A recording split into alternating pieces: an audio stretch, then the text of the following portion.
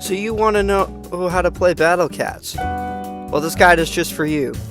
I'll be going over early game tips for this game. Anything after, I'll do it if you guys want me to, or you can kind of watch someone else. Anyways, let's begin. So, the beginning parts of the game are simple. Send out units to destroy the enemy base, fire the cat cannon, etc. Simple as that. But it's important to know which of your basic cats will be actually usable the more you play the game. Tank, Gross, Fish, and Lizard will be very good in all parts of the game. Basic and Lion are just kinda okay. Axe, Bird, and Titan are completely useless after early game. And when you get to Japan, I recommend getting Ninja Cat since he's very good early game. So, now you know about the cats, but what about the enemies? Well, this game has quite a few enemies you need to deal with. Traitless enemies have nothing special about them, or I guess it really depends, but those won't come till later. Red enemies tend to be more tanky. Floatings are usually lumped in with other units. Metals take 1 damage from everything besides critical hits. Angels have high DPS and are not paired with floating. Most dark enemies tend to be fast and deal a lot of damage. Aliens tend to be more towards the back, so they can snipe your units, and zombies can burrow past your units and revive. And as for these traits, don't worry about them yet. And obviously, you're gonna hit a few roadblocks across each stage. This elephant enemy here is an enemy that a lot of beginners will get stuck on. It has high health and damage, but it moves and attacks very slowly, which can help. It's also important that you collect all the treasures in each chapter. Collecting the treasures will boost your cat's attack, money gained from enemies, defense, and some even increase your XP that you earn, which is awesome. But what about the gacha? Well, actually, surprisingly, a lot of the gacha units that are good are actually the more common cats, which is unlike anything I've ever seen in a gacha game. But obviously, the rarer units are good. If you want a guide for that, I have another video called The Best Uber in Each Set in Battle Cats, which you can check out in the description. But, yeah. But, if you want to know which banners you should pull on, one thing, do not spend cat food on gacha rolls. Unless they're discounted, in which case, that's fine. You should always use rare tickets. And you should save your rare tickets for a banner that is either called Uberfest, Epic Fest, or Superfest. You'll have a higher chance of getting an Uber Super Rare unit, which can vary from okay to game-breakingly busted. But if you don't want to wait, here's a guide on which banners you should pull on, just quickly. Towards the end of Empire of Cats Chapter 3, you will fight a boss known as Teacher Bonbon. He is a fast and hard-hitting boss that does quite a lot of damage compared to the other two you faced before this. However, you can stall him out using a technique known as meat shielding, which you can see in the background. And meat shielding is when you send out weaker cats to protect your long-ranged ones.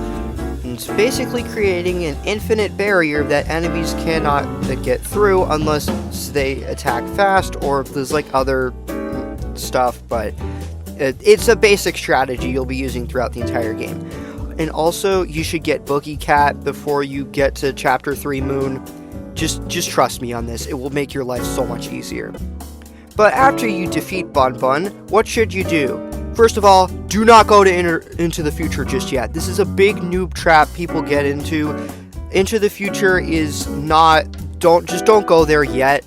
Instead, you should go to Stories of Legend because the rewards you get from the first 3 sub-chapters are much more worth it compared to Into the Future Chapter 1. And you won't get stuck as much. And the first 3 chapters of Stories of Legend are stupid easy. You can do them on 3 crown, maybe even 4 crown if you have some good gacha units, but yeah. And outside of those, I'd recommend going up to sub-chapter 16, because most of the legend stages up to that point are pretty easy, but obviously that can vary depending on like your unit levels and what unit you bring. It depends. And also, I'd recommend getting Crazed Cats and Cyclone stages. I recommend going into those, but mostly Crazed Cats because they are very good. I'd recommend doing the Crazed Cats in this order. You should save Crazed Axe for last because Crazed Axe is not great, but there are some other early game units that are very, very good as well, those being Prisoner Cat, which I'll show here. You can get, every January there'll be an event called Happy New Year, which allows you to get Adult Cat, which can eventually evolve into Prisoner Cat, who has very high range and can help you against very annoying enemies like Professor A and some others. And also, there are some other meat shields you can get, like if you do the Never Summer events, you can get So Ran Cat. If you do, sometimes there'll be an event where you can get a cat known as Cat Burger. And also, if you think like you're confident enough, you can head into the Behemoth culling stages, but more so the forest. Don't go to the desert or the volcano yet.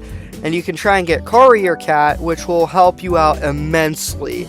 But it is pretty difficult, so I wouldn't recommend going for it immediately, but you should at least get Courier Cat, like maybe late early game or like the moment you get into mid game. Just get Courier Cat, like if you think it's possible that you can, because Courier Cat will make your life so much easier.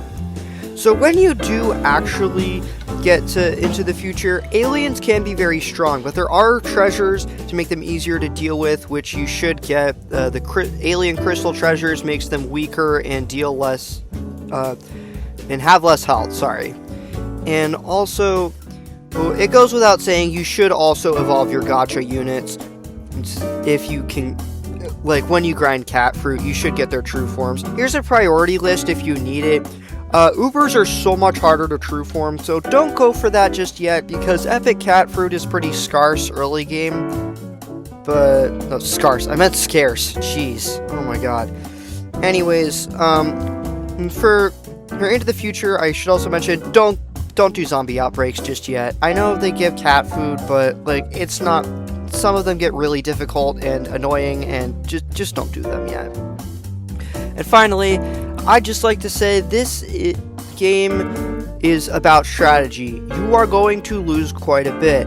You're not just going to breeze throughout the whole entire game. That's just not going to happen. Just take your time and strategize. This isn't like the most difficult game I've played.